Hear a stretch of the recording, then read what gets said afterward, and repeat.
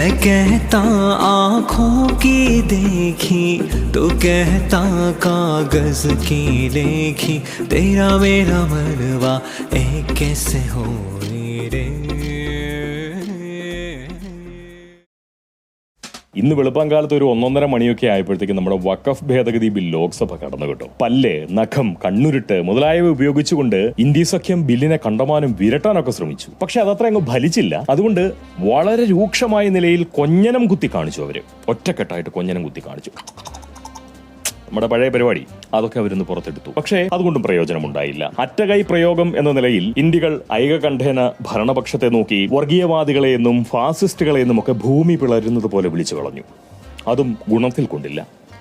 എന്നു മാത്രവുമല്ല, വർഗീയവാദികളെന്നും ഫാസിസ്റ്റുകളെന്നുമുള്ള ആ അധിക്ഷേപ വാക്കുകളെ ഒരുമാതിരി പ്രശംസാ വിശേഷണങ്ങൾ പോലെയാണ് സംഘികൾ നേരിട്ട് കളഞ്ഞത്. അതോടെ ഏറ്റവും